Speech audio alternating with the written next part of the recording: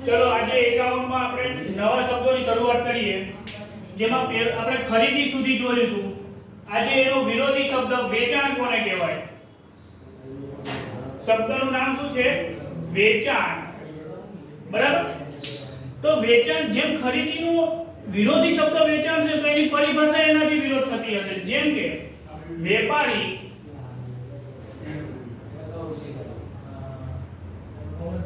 જે વસ્તુનો વેપાર કરતો હોય તો જો વેપારી જે વસ્તુનો વેપાર કરતો હોય અને તેનું જ વેચાણ કરે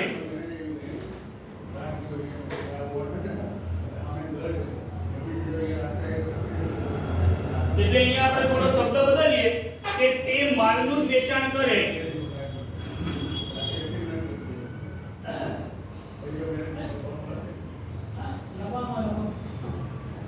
તો તેને શું કહેવાય તો તેને વેચાણ કહેવાય છે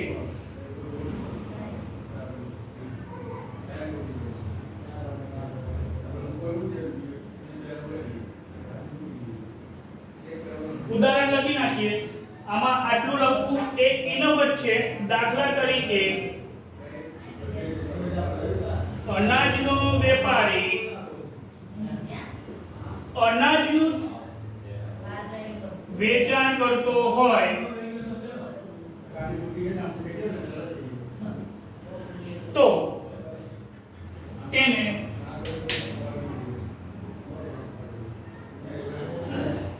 વેચાણ કહેવામાં આવે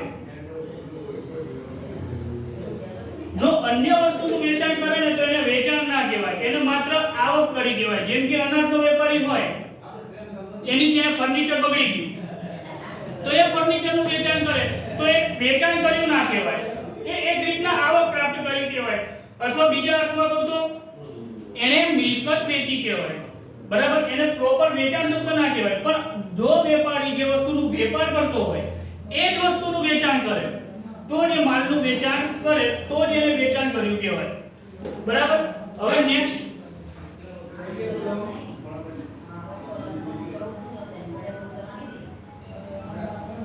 નેક્સ્ટ શબ્દ છે અને સૌથી મહત્વનો તમારા માટે જે ધોરણ 11 માં બધા નવા વિદ્યાર્થીઓને તકલીફ પડે એવા બે શબ્દ દેવાદારો દેવાદારો કોને કહેવાય શબ્દ ક્યારેક સાંભળ્યો હોય તો વાંધો નહીં નકર હું કહું કે પહેલા લખી નાખીએ આપણે દેવાદાર કોને કહેવાય તો વેપારી દ્વારા ઉધાર માલનું વેચાણ કરવામાં આવે છે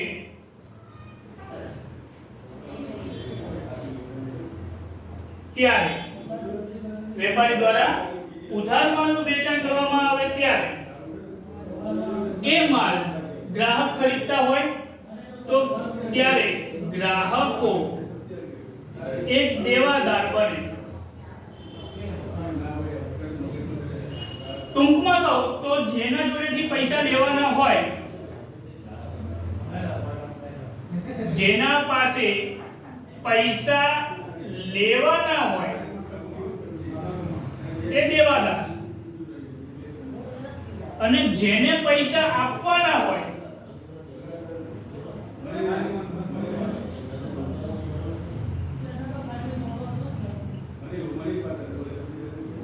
તેને કહેવાય લેણદાર તમારે આવું યાદ રાખવાનું નાણાં દે એ દેવાદાર કહેવાય નાણાં લે એ લેણદાર કહેવાય જો મેં શું લખ્યું જેના પાસે પૈસા લેવાના હોય હવે આપણે આપણી વ્યાખ્યા જોડે સરખાઈએ આને કે વેપારી દ્વારા ઉધાર માલનું વેચાણ કરવામાં આવે કોને ગ્રાહકને તો ગ્રાહક પૈસા દેવાવાળો વ્યક્તિ કહેવાય ને આપણે વેપારી છીએ આપણે ગ્રાહકને ઉધાર માલનું વેચાણ કરી તો ગ્રાહક પૈસા આપશે તો ગ્રાહક પૈસા દે તો એ શું બની જાય દેવાદાર એટલે સામે મારો વ્યક્તિ દેવાદાર બને જેને નાણાં આપવાના હોય એ લેણદાર બને બરાબર તો હવે આની અંદર આ લેણદાર શબ્દ આની પછી આવશે પેલા આમાં લખી નાખીએ તો દેવાદારમાં કે ગ્રાહક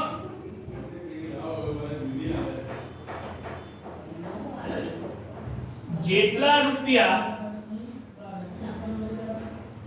નું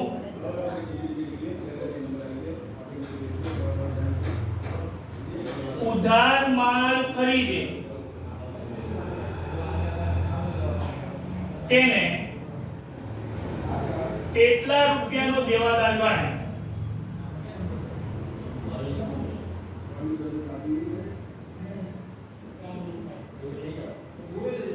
બરાબર.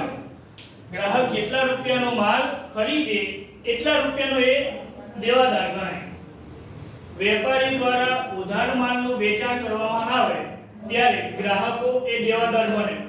જ્યારે ગ્રાહક જેટલા રૂપિયાનો ઉધાર માલ ખરીદે એટલા રૂપિયાનો એ દેવાદાર ગણાય. બરાબર. હવે આ જે દેવાદાર છે એનો સીધો મતલબ એવો છે કે કોકની પાસેથી આપણે અહીંયા ઊભું રહેવાનું, કોકની પાસેથી આપણે પૈસા લેવાના છે. બરાબર. તો સામેવાળી પાર્ટી એ દેવાદાર ગણાય. બરાબર. નાણાં દે એ દેવાદાર, નાણાં લે એ લેણદાર. આવું યાદ રાખવાનું. આની જોડે જોડે અહીંયા સમાનાર્થી શબ્દ તમને લખાઈ દઉં. જો બહુ કામમાં આવશે. દેવાદાર એનું બીજું નામ છે ગ્રાહકો, એનું બીજું નામ છે લેણો. બરાબર. દેવાદાર કો, ગ્રાહકો કો કે લેણો કો, બધું એકનું એક. ક્લિયર? બરાબર. આનો વિરોધી શબ્દ ચિપકાઈએ. લેણદારો કોને કહેવાય? આ પૂરું થઈ ગયું. હવે જોઈએ લેણદારો કોને કહેવાય.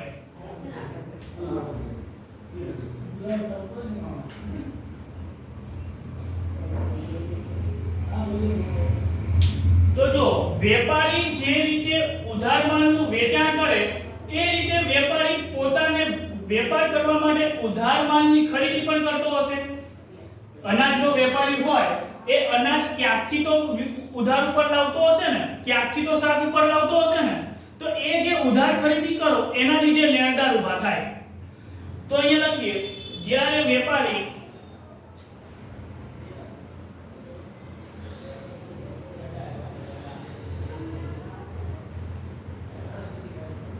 उधार के साख पर मालनी खरीदी करे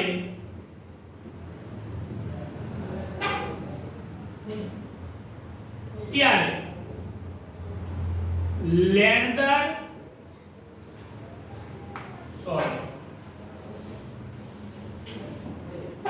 ત્યારે માલ આપનાર વ્યક્તિ એ લેણદાર બને છે.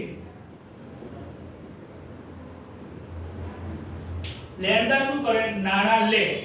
જેને નાણાં આપવાના હોય. જો અહીંયા સમજાવું. જ્યારે વેપારી ઉધાર કે શાક પર માલની ખરીદી કરે તો વેપારીને રૂપિયા આપવાના થશે. કોને આપવાના થશે? અન્ય વેપારીને. તો એ વ્યક્તિ, માલ આપનાર વ્યક્તિ, એ વ્યક્તિ શું બનશે? લેણદાર બને. એટલે તમારે આ બધામાં ના આવડતું હોય તો આટલું જ યાદ રાખવાનું. જે આપણને નાણાં આપે એ દેવાદાર, નાણાં દે, જે નાણાં દે એ દેવાદાર, જે નાણાં લે એ લેણદાર. ખબર પડી? એની પછી વેપારીએ આનાથી વિરોધ શબ્દ છે દેવાદાર, એનો વિરોધી શબ્દ લેણદાર. તો પરિભાષા એની વિરોધ જ હોય. આ ઉધાર માલનું વેચાણ કરે, અહીંયા ઉધાર માલની ખરીદી કરે. હવે આના ઉપર વેપારી જેટલા રૂપિયાના માલની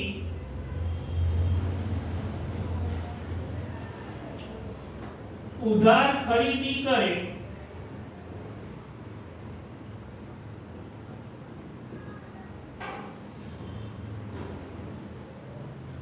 તેટલા રૂપિયા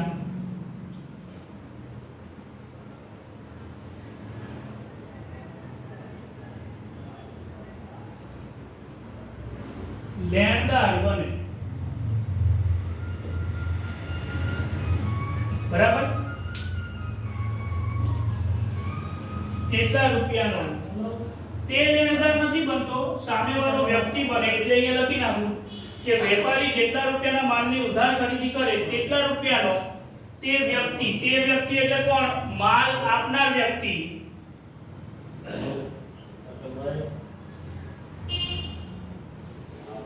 લેણદાર બને. આના સમાનાર્થી શબ્દ લખી નાખીએ. આનાથી વિરોધ એટલે કે લેણદાર ઇઝ ઇક્વલ ટુ વેપારી ઇઝ ઇક્વલ ટુ દેવું. આપણે જે ચૂકવવું પડે એ બધું જવાબદારી કહેવાય. યાદ છે ને જવાબદારી શબ્દમાં? બરાબર. તો અહીંયા નાણાં ચૂકવવાની વાત ચાલે તો એ શું કહેવાય? દેવું કહેવાય. દેવું એટલે જવાબદારી કહેવાય. ક્લિયર? તો આ ફરી એક વખત જોઈએ આપણે. વેચાણ, દેવાદાર અને લેણદાર. જો વેપારી જે વસ્તુનો વેપાર કરતો હોય તે જ વસ્તુનું વેચાણ કરે, તે જ માલનું વેચાણ કરે તો એને વેચાણ કર્યું કહેવાય. દેવાદાર, વેપારી દ્વારા ઉધાર માલનું વેચાણ કરવામાં આવે ત્યારે ગ્રાહકો દેવાદાર બને. અને જ્યારે વેપારી ઉધાર કે સાત પર માલની ખરીદી કરે ત્યારે માલ આપનાર વ્યક્તિ લેણદાર બને. ક્લિયર? તો હવે આ જે આપણે શબ્દ લખ્યા એમાં આપણે લેણું અને દેવું કોને કહેવાય એ ભણીએ. આના જેવું સિમિલારિટી શબ્દ છે પણ એની અંદર થોડું અલગ આવશે. તો અહીંયા આપણે ત્રીજી વસ્તુ લખી નાખીએ, દેવાદારો.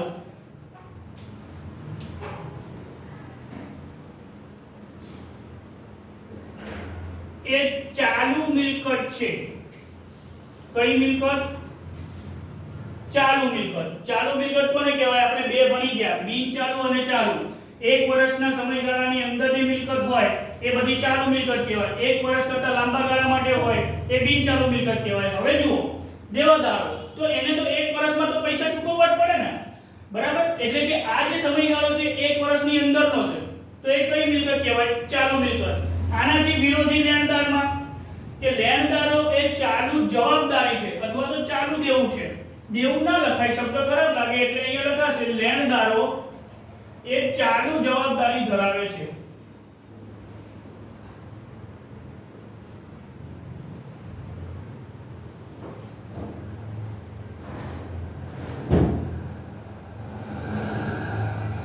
જવાબદારીના બે પ્રકાર હતા, ચાલુ અને બિન ચાલુ. બરાબર? એક વર્ષની અંદર જે ચૂકવવાની હોય એ બધી ચાલુ જવાબદારી, એક વર્ષ કરતા વધારે લાંબા ગાળાની જવાબદારી હોય એ બધી બિન ચાલુ જવાબદારી. તો તમારે કોઈની પાસેથી માલ ખરીદેલો હોય તો એ વ્યક્તિને તમારે એક વર્ષની અંદર તો પૈસા ચૂકવવા જ પડે. બરાબર? તો એક વર્ષની અંદરનો સમયગાળો છે એટલે કઈ જવાબદારી કહેવાય? ચાલુ જવાબદારી. એની પછીના બે શબ્દ લેણું અને દેવું.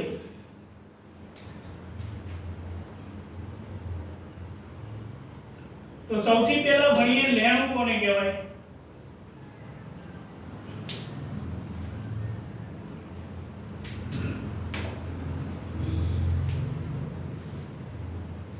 તો વેપારી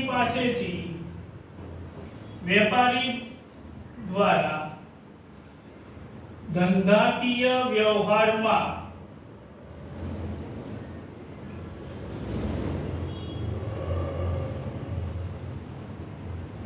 અન્ય વ્યક્તિ પાસેથી વેપારી દ્વારા ધંધાકીય વ્યવહારમાં અન્ય વ્યક્તિ પાસેથી કોઈ રકમ મેળવવાની બાકી હોય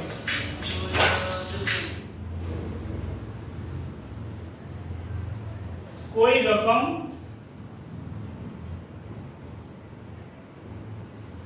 મેળવવાની બાકી હોય તો તેને લેણું કહેવાય. હવે આ બંનેમાં એટલો કઈ ખાસ ડિફરન્સ નથી. દેવાદારો અને લેણું બેમાં કઈ ડિફરન્સ નથી. જો ગ્રાહકો જેટલા રૂપિયાનો ઉધાર માલ ખરીદે એટલા રૂપિયા આપે, બરાબર? તો એ જ વસ્તુ મેં અહીંયા લખી છે. અન્ય વ્યક્તિ પાસેથી રકમ મેળવવાની હોય તો એ બધું લેણું કહેવાય. પણ આમાં ખરીદી અને વેચાણની વાત ચાલે છે. દેવાદાર અને લેણદારમાં આમાં સમગ્ર આવક લેવાની બાકી હોય. દાખલા તરીકે હું ઉદાહરણ લખું તો વધારે ક્લિયર થાય. દાખલા તરીકે મળવાનું બાકી, પછી હું અહીંયા ટપકા કરી નાખું. આમાં તમારે જે શબ્દ મૂકવો હોય ચાલે. જેમ કે મળવાનું બાકી ભાડું તો લેણું કહેવાય. અન્ય વ્યક્તિ પાસેથી રકમ મેળવવાની છે, તો આપણો ભાડુઆત એ અન્ય વ્યક્તિ થયો, એના પાસેથી મળવાનું બાકી ભાડું, તો એ રકમ મેળવવાની બાકી થઈ, બરાબર. મળવાનું બાકી ભાડું, મળવાનું બાકી કમિશન, મળવાનું બાકી દલાલી, બરાબર.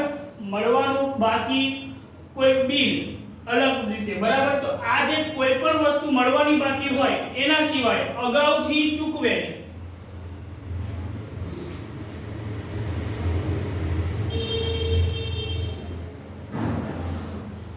મળવાનું બાકી હોય અથવા અગાઉથી ચૂકવેલ, તમારે 30 તારીખ સુધીમાં ભાડું ચૂકવવાનું હોય અને તમે 20 તારીખે જ આપીને આવતા રહો, તો એ કહેવાય અગાઉથી ચૂકવેલ ભાડું.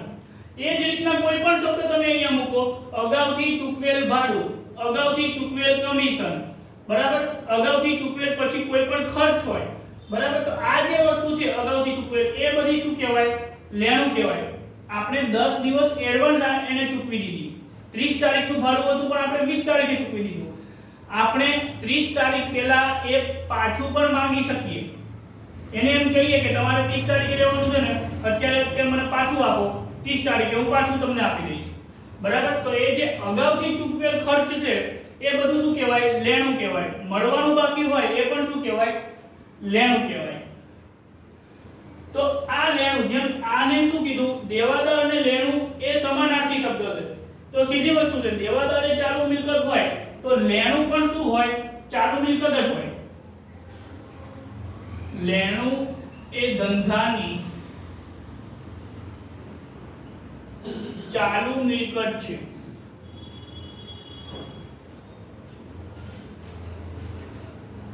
અહીંયા હું તમને શબ્દ લખી આપું, પણ આ એવું સ્પેસિફિક નથી કે ખાલી ભાડું ને કમિશન જ આવે, બરાબર. હમણાં મેં તમને સમજાવ્યું, મળવાનું બાકી આગળ શબ્દ હોય એ બધું લેણું, અને અગાઉથી ચૂકવેલ શબ્દ હોય એ બધું પણ લેણું કહેવાય. લેણું એ ધંધાની શું કહેવાય?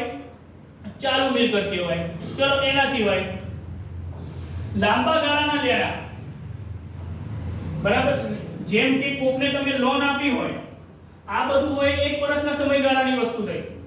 હવે કોક મારી પાસેથી 5 લાખ રૂપિયા લઈ ગયો, બરાબર. તો એ કઈ 1 વર્ષમાં પાછા આપે કરન ના પણ આપે, તો એ લાંબા ગાળાનું ધિરાણ કહેવાય.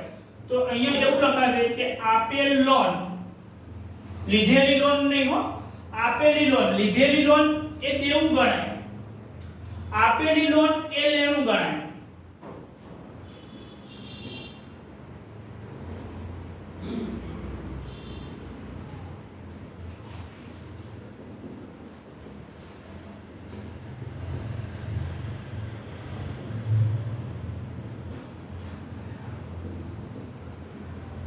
આપેલી લોન જેવા લાંબા ગાળાના લેણા પણ હોઈ શકે.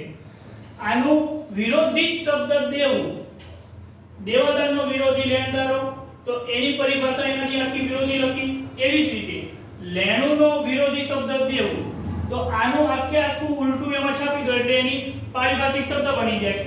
તો લખીએ આપણે, દેવું કોને કહેવાય?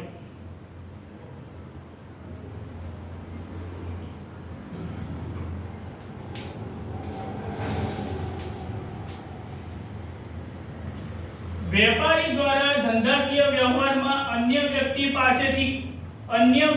પાસેથી મેળવવાની બાકી હોય તો લેણું, તો અન્ય વ્યક્તિને ચૂકવવાની બાકી હોય તો દેવું. વેપારી દ્વારા ધંધાકીય વ્યવહારમાં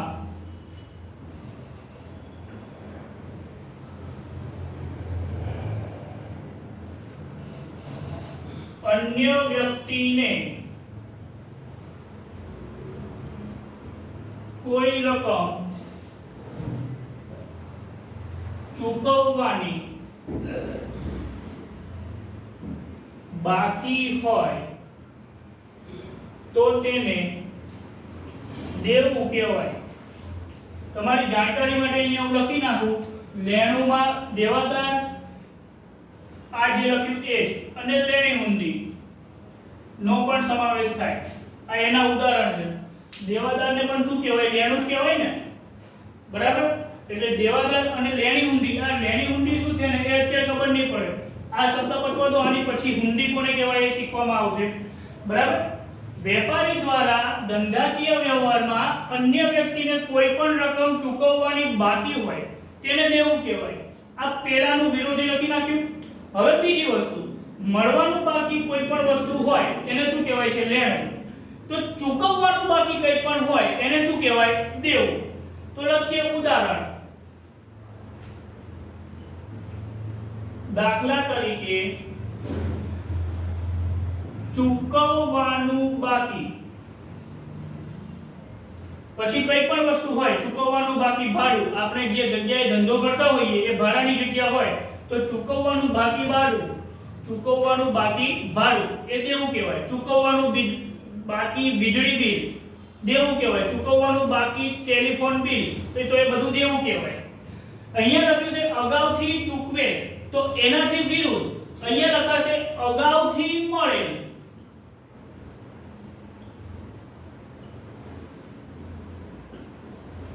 બરાબર. આપણને જે અગાઉથી મળે, આપણને 30 તારીખે જે રકમ મળવાની હોય એ 20 તારીખે મળી ગઈ તો એ વ્યક્તિ 21 તારીખે પાછી માંગી શકે કે હજી તમારે વાર છે, લાવો પાછા લાવો. બરાબર. તો જે અગાઉથી મળેલ આપણને રકમ હોય એ બધું શું કહેવાય? દેવું કહેવાય. ક્લિયર? ફરી વખત, વેપારી દ્વારા ધંધાકીય વ્યવહારમાં અન્ય વ્યક્તિને કોઈ રકમ ચૂકવવાની બાકી હોય તો એ રકમ શું કહેવાય? દેવું ગણવામાં આવે. ચૂકવવાનું બાકી કોઈ પણ વસ્તુ હોય, ચૂકવવાનો બાકી કોઈ પણ ખર્ચ હોય તો એ દેવું ગણાય. અને અગાઉથી મળેલ કોઈ પણ આવક હોય તો પણ એ દેવું ગણાય. બરાબર. અહીંયા જો મળવાની બાકી આવક અને અગાઉથી ચૂકવેલ ખર્ચ, એનું વિરોધી અહીંયા ચૂકવવાનો બાકી ખર્ચ અને અગાઉથી મળેલ આવક. લેણું એ ધંધાની ચાલુ મિલકત છે. લેણદાર જુઓ, લેણદાર એ શું કહેવાય? દેવું. તો લેણદારો એ ધંધાની ચાલુ જવાબદારી છે. તો એવી જ રીતના લેણદારનો સમાનાર્થી જ દેવું થાય છે. તો દેવું પણ ધંધાની ચાલુ જવાબદારી કહેવાય. તો લખીએ આપણે દેવું એ ધંધાની ચાલુ જવાબદારી છે. બરાબર. દેવું એ ધંધાની ચાલુ જવાબદારી કહેવાય. અહીંયા શું લખ્યું છે? આપેલી લોન જેવા લાંબા ગાળાના લેણા પણ હોઈ શકે. તો અહીંયા લખાશે લીધેલી લોન. આપેલી લોનનો વિરોધી શબ્દ લીધેલી લોન જેવા લાંબા ગાળાના દેવા પણ હોઈ શકે.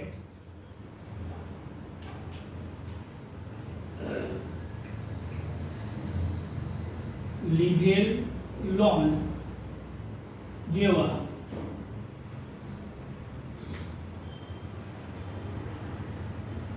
લાંબા ગાળાના દેવા પણ હોઈ શકે. બરાબર. તો ચાર શબ્દો અહીંયા પૂરા થયા. ચારે આમ સમાનાર્થી જેવા શબ્દો હતા. દેવાદારો અને લેણું એ સમાનાર્થી શબ્દ છે. અહીંયા પણ નાણાં મળે, અહીંયા પણ નાણાં મળે. લેણદારો અને દેવું બંને સમાનાર્થી શબ્દ. અહીંયા પણ નાણાં ચૂકવવાના થાય, અહીંયા પણ નાણાં ચૂકવવાના થશે. બરાબર. નેક્સ્ટ શબ્દ